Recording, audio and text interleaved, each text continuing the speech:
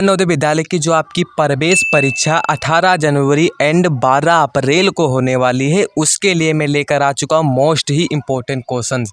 यानी कि जो ये प्रश्न यहाँ पर हैं, कहीं ना कहीं किसी भी परीक्षा में, यानी कि सैनिक स्कूल हो गया या फिर नवोदय परीक्षा हो गया, किसी भी, यानी कि नवोदय की अक्सर नवोदय के विद्यालय में इस प्रकार के प्रश्न हमेशा ही पूछे जाते हैं। इसमें थोड़ा चेंजेस हो सकता है, मगर कॉन्सेप्ट यही लगेगा। इसी प्रकार से क्वेश्चन को हल करेंगे और आपको इसमें ऐसी ट्रिक बताऊंगा कि आप इस प्रकार के प्रश्नों को 2 सेकंड में कर देंगे। क्योंकि आपको हमारे चैनल से पढ़कर नवोदय विद्यालय में जाना है ना, तो हमारे चैनल को सब्सक्राइब कर लेना और साथ में व्हाट्सएप ग्रुप को ज्वाइन कर लेना। सबसे पहले क्या करना है, आपको हमारे व्हाट्सएप ग्रुप को ज्वाइन कर लेना है। उसमें होगा क्या, जो मैं यहाँ पर पढ़ाता हूँ ना, उसकी PDF आपको वहाँ पर फ्री में मिल जाती है। तो हमारे चैनल को सब्सक्राइब कर लेना, एंड तक वॉच कर लेना, क्योंकि आज बीच में आप छोड़ के जाएंगे तो आपको कुछ भी समझ में आने वाला नहीं है।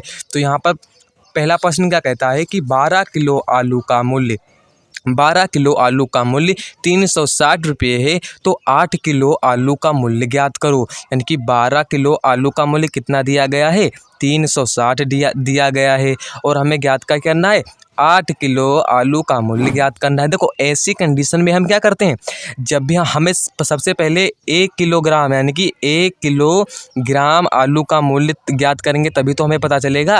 यानी कि 1 किलोग्राम आलू का मूल्य हमें ज्ञात करना है, तो हम क्या करेंगे, तो हम भाग करेंगे। यानी कि 1 किलो आलू निकालने के लिए हम भाग करेंगे। तो यहाँ पर 12 दिया गया है और 12 को हम 360 से भाग दे देंगे। यानी कि 12 एकम 12, 12 36, यानी कि 1 किलो, यानी कि 1 किलोग्राम आलू का मूल्य 30 रुपया दिया गया है। हमें ज्ञात करना है 8 किलोग्राम का। तो हम क्या करेंगे, 8 गुणे 30 कर देंगे, तो हमारा निकल के आएगा 8 24।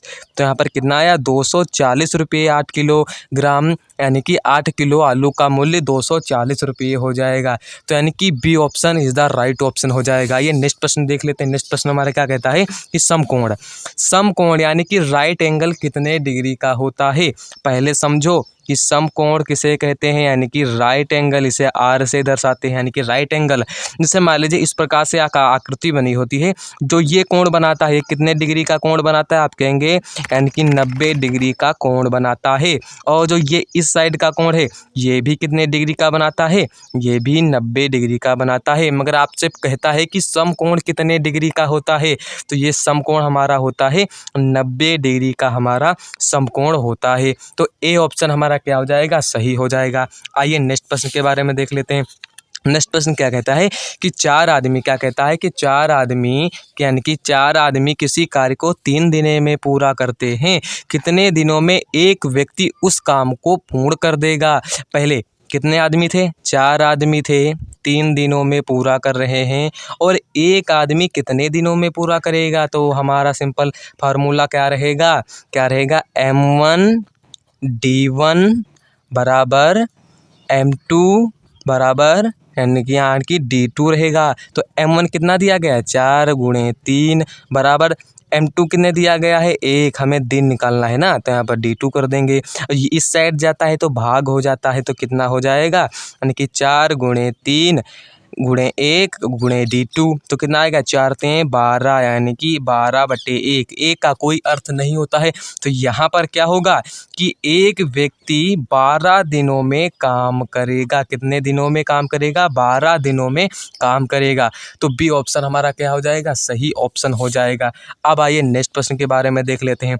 14वां प्रश्न क्या कहता है कि 15 माइनस, यानी कि यहाँ दिया गया है 15 माइनस 15 भाग 15 गुणे 6 बराबर हमें ज्ञात करना है।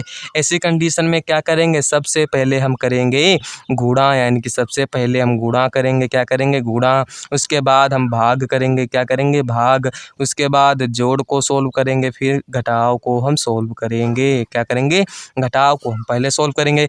अब यहाँ पर क्या था, सबसे पहले गुणा, यानी कि इसको जो हम करेंगे तो यहाँ पर कितना हमें मिलता है, 15 छक्का कितना होता है, यानी कि गुणा कर लेते हैं 15 छक्का, यानी कि 55 30 का 0 ऐसे लगाते हैं, यानी कि 15 छक्का 90, यहाँ पर 90 मिल जाता है। अब क्या करना है, हमें भाग करना है, क्या करना है। अब यहाँ पर कितना आ गया, 15 माइनस 15 भाग 90। तो यहाँ पर जब इसे 15 और 90 को भाग करते हैं कितना मिलता है, यहाँ पर 6 मिल जाता है। और 15 में से जब 6 को घटाते हैं तो कितना मिलेगा, 15 में से जब 6 को घटाते हैं तो हमें मिल जाता है, यानी कि हमें जब 15 में से 6 को माइनस करते हैं तो हमारे पास 9 बच जाता है। तो यही हमारा क्या हो जाएगा, आंसर हो जाएगा। C option is the right option हमारा क्या हो जाएगा, सही हो जाएगा। अब आइए नेक्स्ट प्रश्न के बारे में देख लेते हैं कि वह संख्या ज्ञात करो जो 5550 के निकटतम हज़ार में है। क्या कहता है, 5550 में निकटतम हज़ार। हज़ार इसमें कौन सा है, इकाई, दहाई, सैकड़ा, हज़ार। ये क्या है, ये हज़ार है, यहाँ पर ये हज़ार है। अब देखना है कि 1 से 4 तक अंक वहाँ पर दिया गया है तो कोई भी अंक ऐड नहीं किया जाएगा। और 5 से ऊपर दिया गया है तो वहाँ पर क्या होगा, 1 प्लस कर दिया जाएगा। क्या कर दिया जाएगा, 1 प्लस। तो यहाँ पर 5 दिया गया है तो हम 5 में क्या करेंगे, 1 प्लस करेंगे। और जितने भी 5 के आगे अंक दिए गए हैं उनको हम 0 लिख देंगे। 3 अंक दिए गए हैं तो 3 अंक हमने यहाँ पर लिख दिया। तो अब क्या होगा, यानी कि यही हमारा क्या हो जाएगा, आंसर हो जाएगा। तो A option is the right option हमारा हो जाएगा। आइए नेक्स्ट प्रश्न के बारे में देख लेते हैं। नेक्स्ट प्रश्न हमारा क्या कहता है कि 4 पॉइंट क्या हो जाता है, यानी कि 4 पॉइंट कितना है, 4.4% किसके बराबर है। अब पहले यहाँ पर समझना है कि 4 यहाँ पर पॉइंट दिया गया है, ये 4 है। और इसके बटे में हमें क्या करना है, यानी कि जहाँ पर 1 यानी कि दशमलव के इस साइड देखना है कितने अंक हैं, 1 अंक दिया गया है। तो हम इसके क्या करेंगे, 44 को यानी हटा लेंगे और दशमलव को हटाएंगे जब तो 1 0 आ जाता है। तो ये क्या हो जाएगा, यही हमारा हो जाएगा प्रतिशत में। अब कहता प्रतिशत का अर्थ क्या होता है। अब पहले प्रतिशत यानी कि यहाँ पर था तो हम क्या करेंगे, यानी कि 44 10 गुणे 100 से कर देंगे तो यहाँ पर 1 0 से 1 0 कट जाएगा तो किसके समारूप हो जाएगा। तो हम इसे लिख सकते हैं, यहाँ पर थोड़ा ऑप्शन में गलती हो गई है, यहाँ पर लिखना था 440 हमारा आ रहा है। मगर ऐसी कंडीशन में क्या करेंगे जब हमें कोई भी ऑप्शन नहीं दिया जाएगा। अब जैसे मान लीजिए यहाँ पर एक दशमलव ना होता है, यहाँ पर दशमलव नहीं, हम दशमलव को नहीं मानेंगे, यहाँ पर ये दशमलव नहीं है तो हम क्या करेंगे, हम सिंपली अब यहाँ पर क्या करेंगे, यानी कि 44% को बताना है। दशमलव यहाँ पर गलती से लग गया था, 44% को बताना है। तो 44% प्रतिशत का मतलब होता है 100। कितना होता है, 100।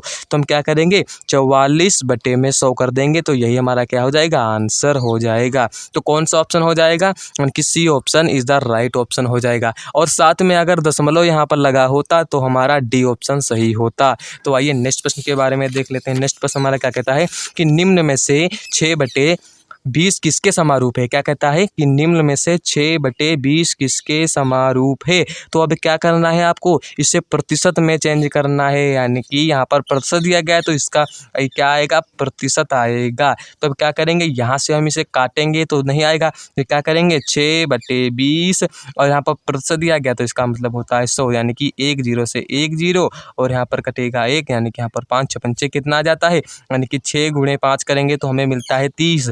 तो यही हमारा 30% हो जाएगा। तो D option is the right option हमारा हो जाएगा। अब आइए नेक्स्ट प्रश्न के बारे में देख लेते हैं कि कितने वर्षों में 1200 की धनराशि, क्या कहता है कि 1200 की धनराशि 5% वार्षिक।